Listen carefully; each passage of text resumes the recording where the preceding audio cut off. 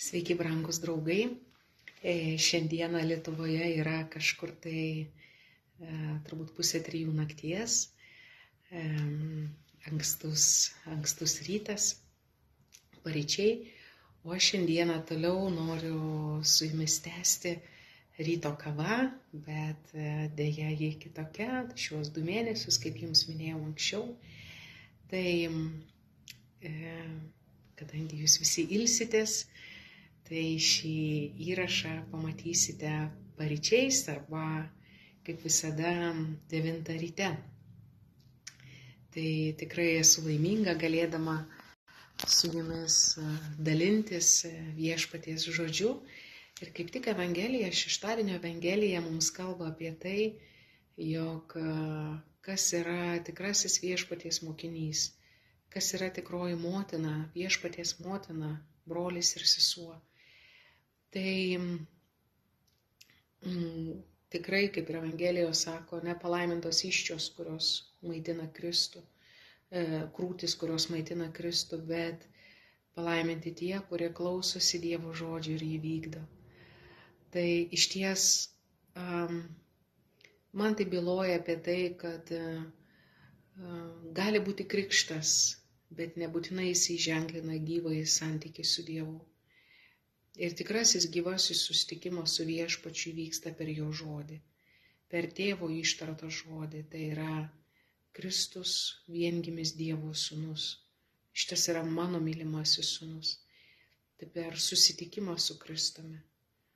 Dar labiau palaiminti tie, kurie klausosi Dievo žodžio ir jį vykdo. Ką reiškia klausyti? Tai ne tik išgirsti, bet yra įsiklausyti ir įsileisti.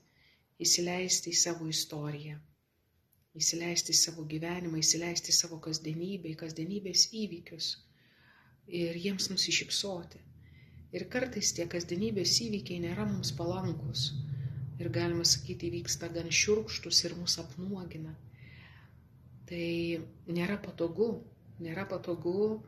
būti be rūbo, be kaukių, be apčiuopiamų užsimaskavimų, nes prieš Dievo veidą mes esame apnuoginami ir išbūti šiame apnuoginime, išbūti jame reikia melst malonės. Ir tik per išbuvimą gimsta tikrumas, tik per mirtį gimsta grūdas, tikras grūdas, kuris duoda derlių. Tai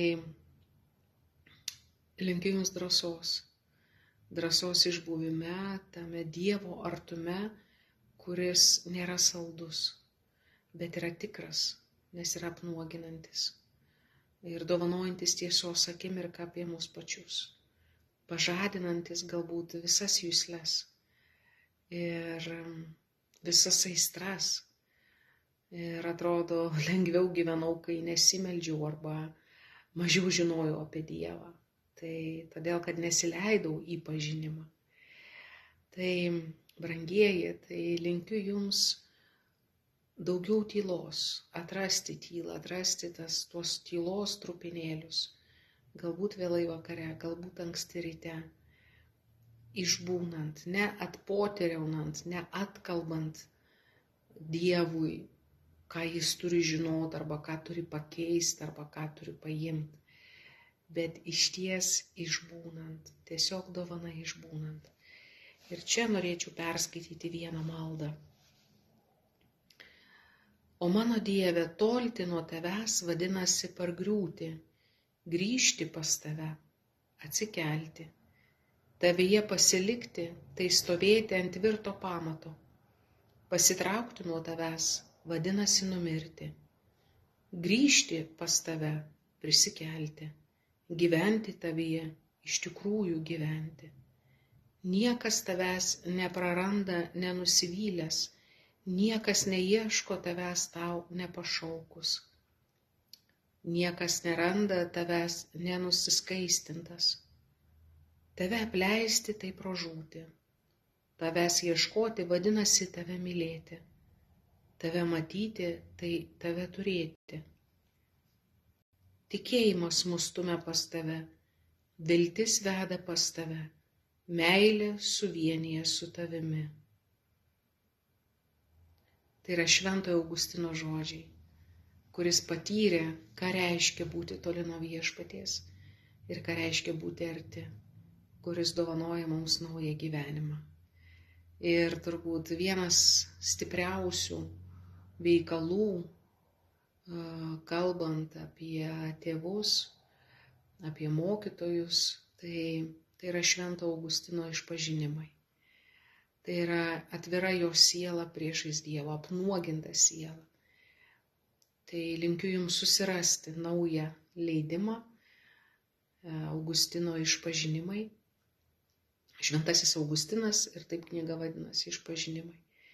Ir pamatyti, prisiliesti prie to, ką reiškia būti nuogam prieš Dievą.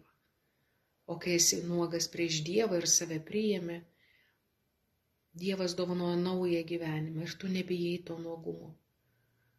Nes Dievo galybė didesnė ir tas nuogumas gali virsti liudijimo ženklu kitiems. Tai, manau, didžiausias dvasinis palydėjimas, pažinimas savęs, peržvalga savęs, kurios mes galim pasimokyti gelmės, tai perskaitant Švento Augustino išpažinimus. Tai susiraskit, skaitykit ir rašykit ir dalinkitės. Viliuosi, kad tai jums bus padrąsinimas.